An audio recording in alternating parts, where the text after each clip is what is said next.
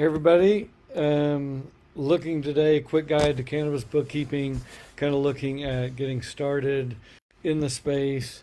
There's a lot you can do as you're getting started. I'll toss in a couple links that I put in here before.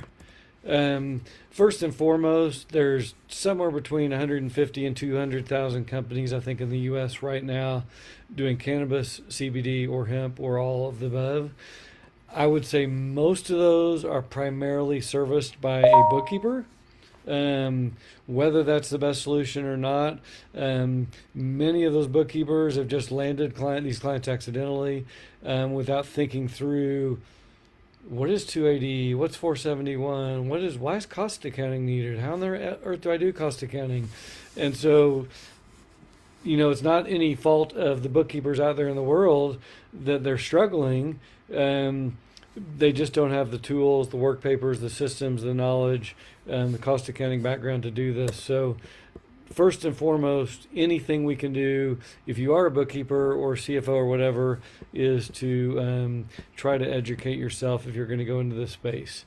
First off, I tell anyone, if you're going to have your own business, you're going to probably make 5 to 10x your lifetime earnings over a 10-year period if you pick a great niche and you focus only on that niche and you become an expert in it quickly. If you can do those three things, whatever industry you're in, you'll 5 to 10x it. I think there's only 5 to 10 great industries in the U.S.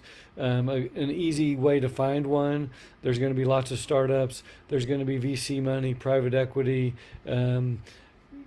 lots of events, and a lot of buzz around it. So whether it's crypto or cannabis or still high tech and startups, those are usually great industries. So if you want to get into this industry and be an expert, first and foremost, start by reading 280E, how this affects our clients. No deduction or credit is allowed.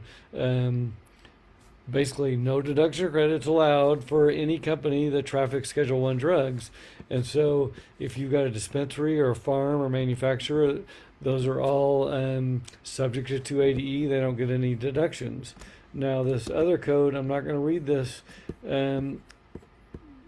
I'm blown away by how many people serving cannabis, CPAs, bookkeepers, CFOs, etc., that have not actually spent the hour to read 471.11 closely and then even study it further, look at people's analysis of it. It's pretty clear cut. It requires GAAP level cost accounting to actually do your tax return right and maximize the amount you can get into inventory and eventually cost of goods sold. So do yourself a favor and read this. So those are right off the bat. And again, it's going to require cost accounting. If you don't know how to do that and you want to serve this niche, join the Dope CFO program. Go back to school and take cost accounting.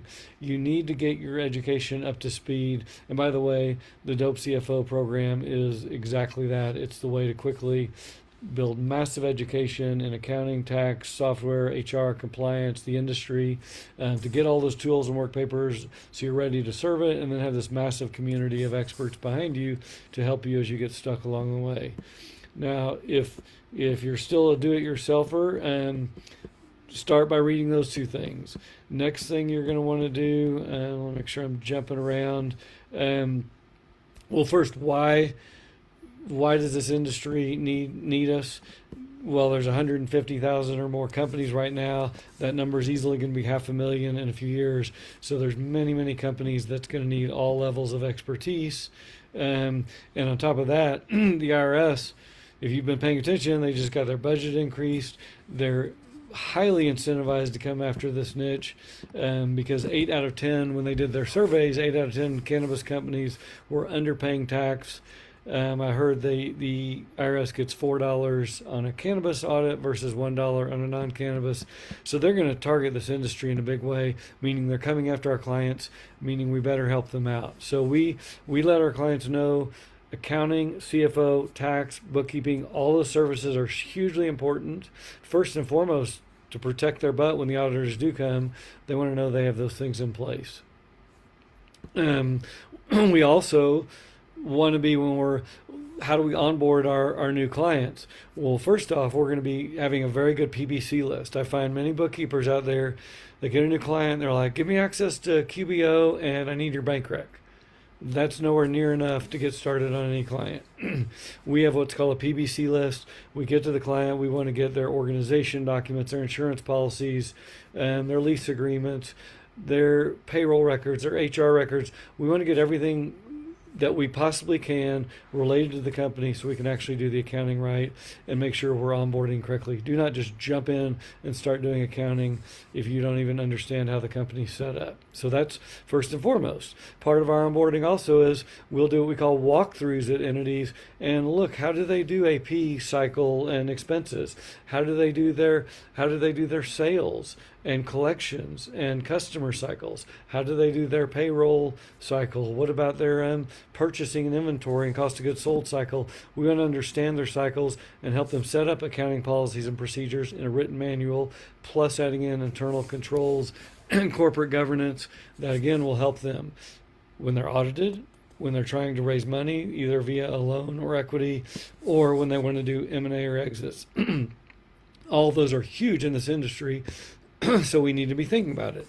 I've never once in my life met a bookkeeper that even crossed her mind or his mind to think about, oh, we should put in place accounting policies, procedures, and internal controls and corporate governance.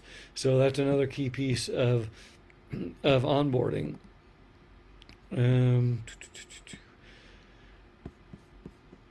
So those things are right off the bat. The next thing we do want to be, if you're really focused on this niche, this isn't a side hustle niche that you can do on the side.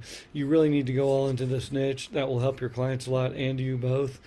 So you want to become, we call it VIP, valuable expert instructor participant, as quickly as possible. We want you out there going to at least 1 or 2 events a year, joining the right groups, getting the correct emails to your inbox, and then just building that education as quickly as possible. You need to get tools and work papers to serve the niche. You need a community of experts behind you so that you can recommend a good attorney to your client, or if they need an audit, you can send them the right way. So you'll need that as well. And by building that expertise up and participating in the niche, actually joining industry groups, that solves a lot of the client acquisition and marketing. You're going to be out there meeting real business owners, not cold leads and cold emails. You're going to meet them in person and sit next to them at lunch or go to happy hour with them, or like some people in our community right now. This week they were at the Bazinga conference in Miami. There's another event in Phoenix today, a golf outing. We have a few people there. There are events literally every week, every weekend across the U.S. It's very easy to get involved. And when you do, you meet real business owners. And when you meet real business owners, you can learn about their business. And once you learn about what they're doing, we call it a discovery call. Then we can give them an offer letter and how we can help them. And so again, we want to think through that process and make sure we have a high value offer and providing everything we need or everything the client needs. They might say, I need a bookkeeper, or I need AR, or I need AP, or I need a tax return. I just look at them like, no. I will tell you what you need. You get to decide whether you want it or not. You need world-class accounting, tax, and CFO services. That includes bookkeeping, HR, payroll, accounting, CFO, software help, HR, compliance, tax returns, maybe an audit. We're going to do it all at a world-class level. You cannot piecemeal it. You can't just take item 1 and item 3. That means it will not be world-class. You either do it all, or if you want to come into our world, you won't do any. So we just let the clients know, here's what we offer, and they can take it or leave it. You know, if I go to buy a Mercedes, I don't tell them, you know what, I don't need the shell. I don't need the windows. Take the windows out. I just want the car and the steering wheel. They don't do it that way. We don't either. And your doctor doesn't do it either, and neither does your attorney. So I find the people that offer a menu of services are making a big mistake. So I think I covered all of our topics. That's a good way to get started. I'd follow normal, NORML.org. They're a key nonprofit. You can get a couple key publications to follow what's going on nationally, and then figure out what's going on in your state as well. It doesn't matter where you are. You're either a brand new state, an existing state, or a state that will be a new state very soon, say Texas or Kansas. It's coming to your state whether your politicians think so or not. That's what happens when 85% of the population in the U.S. actually wants something. It happens. We've seen that over the last 10 years, and we will see that the next 10 years as well. So hopefully that helps you get started, and have a great week. And yeah, if you want to get started in a quicker way, let us know, and Dope CFO will help you do that.